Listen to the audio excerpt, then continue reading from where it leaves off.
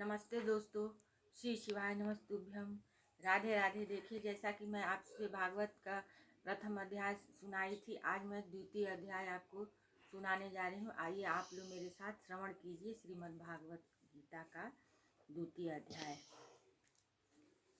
संजय बोले, उस प्रकार करुणा से व्याप्त और आंसुओं से पूर्ण तथा व्याकुल नेत्रों वाले शोक युक्त उस अर्जुन के प्रति भगवान मधुसूदन ने यह वचन कहा। श्री भगवान बोले, हे अर्जुन, तुझे इस असमय में यह मोह किस हेतु से प्राप्त हुआ? क्योंकि न तो यह श्रेष्ठ पुरुषों द्वारा आधारित है, न स्वर्ग को देने वाला है और न कीर्ति को करने वाला ही है। इसलिए हे अर्जुन, नपुंसकताओं को मत प्राप्त हो। तुझ में यह उचित नहीं जान पड़ती। हे परम तप हृदय की तुच्छ दुर्बलता को त्याग कर युद्ध के लिए खड़ा हो जा। अर्जुन बोले, हे मधुसूदन, मैं रणभूमि में किस प्रकार बाणों से भीष्म पितामह और द्रोणाचार्य के विरुद्ध लड़ूंगा? क्योंकि हे अरिसूदन, वे दोनों ही पूजनीय हैं। इसलिए इन महानुभाव गुरुजनों को न मानकर मैं इस लोक में भिक्षा का अन्न भी खाना कल्याणकारक समझता हूँ। क्योंकि गुरुजनों को मारकर भी इस लोक में रुधिर से सने हुए अर्थ और काम रूप भोगों को ही तो भोगूंगा। हम यह भी नहीं जानते कि हमारे लिए युद्ध करना और न करना, इन दोनों में से कौन सा श्रेष्ठ है। अथवा यह भी नहीं जानते हैं कि उन्हें हम जीतेंगे या हमको वे जीतेंगे। और जिनको मारकर हम जीना भी नहीं चाहते थे, वे ही हमारे आत्मीय धृतराष्ट्र के पुत्र हमारे मुकाबले में खड़े हैं। इसलिए कायरतापूर्वक दोष से उपहत हुए स्वभाव वाला तथा धर्म के विषय में मोहित चित्त हुआ मैं आपसे पूछता हूँ कि जो साधन निश्चित कल्याणकारक हो वह मेरे लिए कहिए। क्योंकि मैं आपका शिष्य हूँ, इसलिए आपके शरण हुए मुझको शिक्षा दीजिए। क्योंकि भूमि में निष्कटक धन धान्य संपन्न राज को और देवताओं के स्वामीपन को प्राप्त होकर भी मैं उस उपाय को नहीं देखता जो मेरी इंद्रियों के सुखाने वाले शोक को भी दूर कर सके। संजय बोले, हे राजन, निद्रा को जीतने वाले अर्जुन, अंतर्यामी श्री कृष्ण महाराज के प्रति इस प्रकार कहकर फिर श्री गोविंद भगवान से युद्ध नहीं करूँगा, यह स्पष्ट कहकर चुप हो गए। हे भरतवंशी धृतराष्ट्र, अंतर्यामी श्री कृष्ण महाराज दोनों सेनाओं के बीच में शोक करते हुए उस अर्जुन को हंसते हुए यह वचन बोले। श्री भगवान बोले, हे अर्जुन, तू न शोक करने योग्य मनुष्यों के लिए शोक करता है और न पंडितों के से वचनों को कहता है, परंतु जिनके प्राण चले गए हैं उनके लिए और जिनके प्राण नहीं गए हैं उनके लिए भी पंडितजन शोक नहीं करते।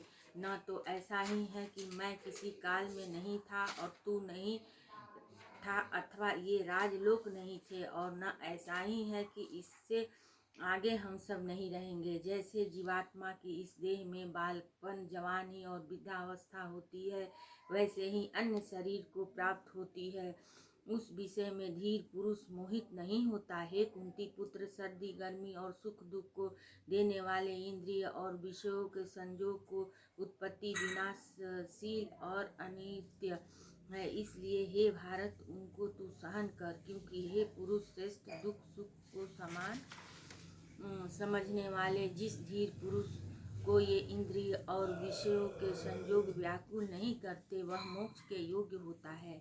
असत वस्तु की तो सत्ता नहीं है और सत का अभाव नहीं है। इस प्रकार इन दोनों का ही तत्वज्ञानी पुरुषों द्वारा देखा गया है। नाश रहित तो तू उसको जान, जिससे यह संपूर्ण जगत दृश्य वर्ग व्याप्त है। इस अविनाशी का विनाश करने में कोई भी समर्थ नहीं है।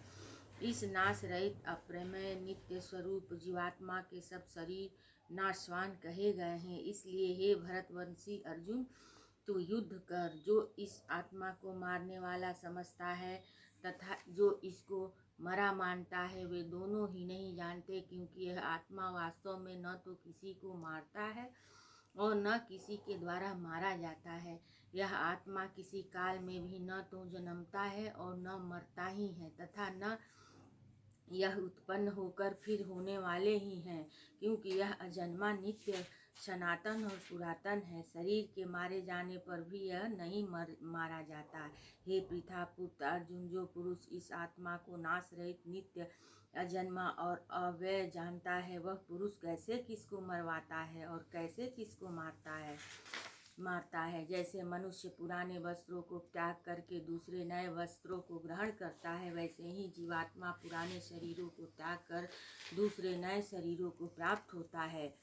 इस आत्मा को शस्त्र नहीं काट सकते, इसको आग नहीं जला सकती, इसको जल नहीं गला सकता और वायु नहीं सुखा सकता, क्योंकि यह आत्मा अछेद्य है। यह आत्मा अद्वैत है, अक्लेद और निसंदेह अशोध्य है, तथा यह आत्मा नित्य सर्वव्यापी अचल स्थिर रहने वाला और सनातन है। यह आत्मा अव्यक्त है, यह आत्मा चिन्त्य है और यह आत्मा विकार रहित कहा जाता है। इससे हे अर्जुन, इस आत्मा को उपयुक्त प्रकार से जानकर तू शोक करने को योग्य नहीं है, अर्थात तुझे शोक करना उचित नहीं है। किंतु यदि तू इस आत्मा को सदा जन्मने वाला तथा सदा मरने वाला मानता हो तो भी हे महाबाहो, तू इस प्रकार शोक करने को योग्य नहीं है, क्योंकि इस मान्यता के अनुसार जन्मे हुए की मृत्यु निश्चित है और मरे हुए का जन्म निश्चित है। इससे भी इस बिना उपाय वाले विषय में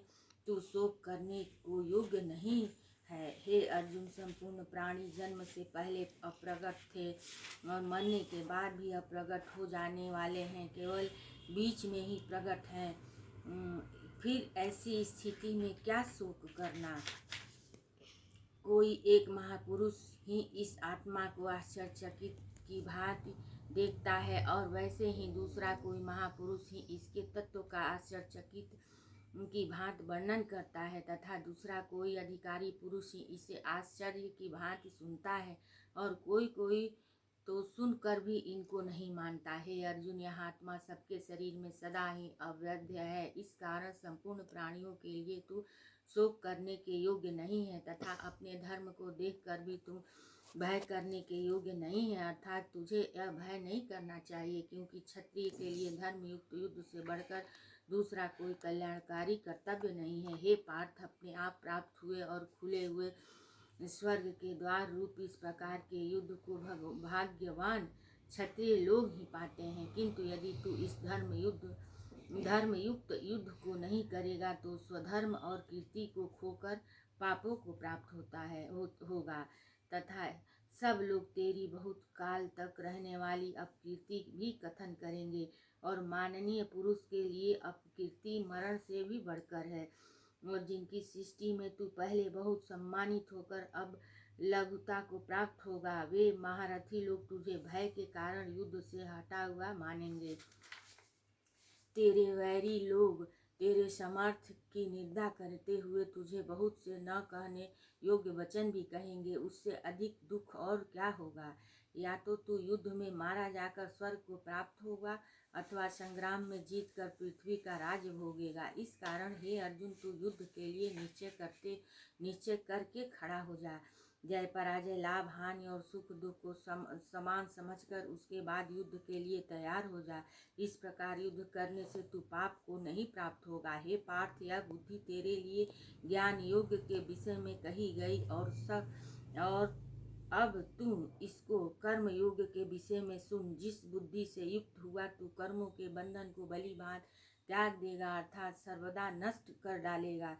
इस कर्म योग में आरंभ अर्थात बीज का नाश नहीं होगा और उल्टा फलस्वरूप दोष भी नहीं होगा, बल्कि इस कर्म योग रूप धर्म का थोड़ा सा भी साधन जन्म मृत्यु रूप महान भय से रक्षा कर लेता है।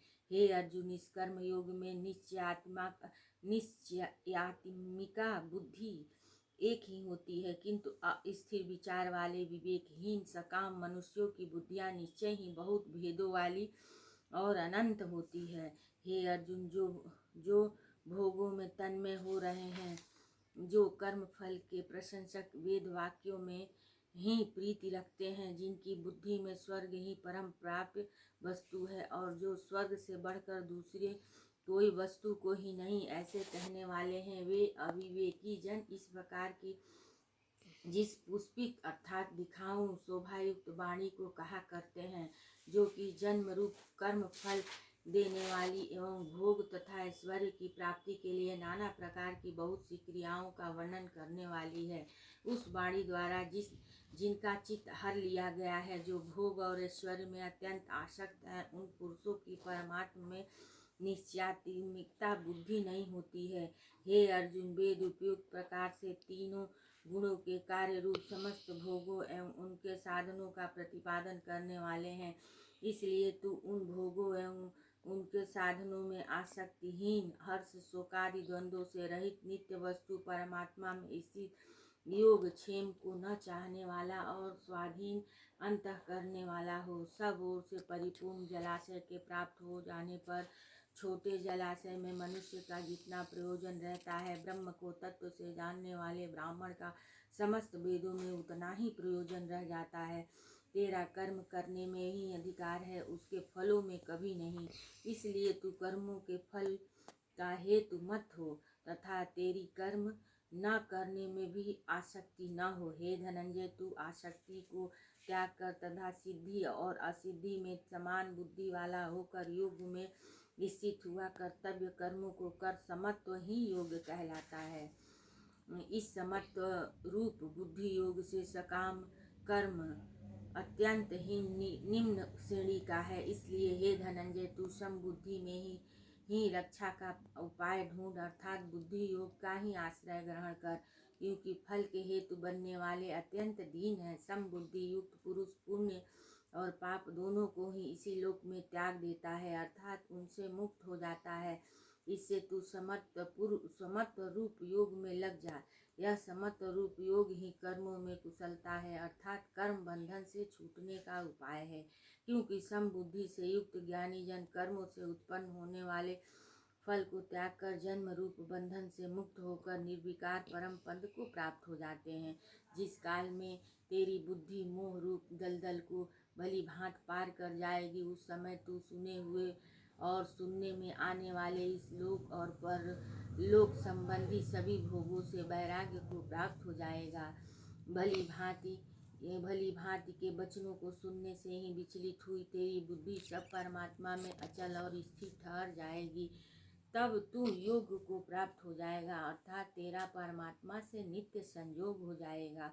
अर्जुन बोले, हे केशव, समाधि में स्थित परमात्मा को प्राप्त हुए स्थिर बुद्धि पुरुष का क्या लक्षण है? वह स्थिर पुरुष कैसे बोलता है, कैसे बैठता है और कैसे चलता है?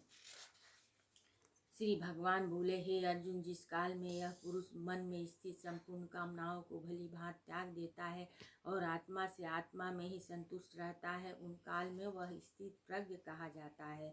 दुखों की प्राप्ति होने पर जिसके मन में द्वेग नहीं होता, सुखों की प्राप्ति में जो सर्वदा निष्प्रिय है तथा जिनके राग भय तथा क्रोध नष्ट हो गए हैं, ऐसा मुनि स्थिर बुद्धि कहा जाता है। जो पुरुष सर्वत्र स्नेह रहित हुआ उस शुभ या अशुभ वस्तु को प्राप्त होकर न प्रसन्न होता है और न द्वेष करता है, उसकी बुद्धि स्थिर है। और कछुआ सब ओर से अपने अंगों को जैसे समेट लेता है, वैसे ही जब यह पुरुष इंद्रियों के विषयों में इंद्रियों को सब प्रकार से हटा लेता है, तब उसकी बुद्धि स्थिर है।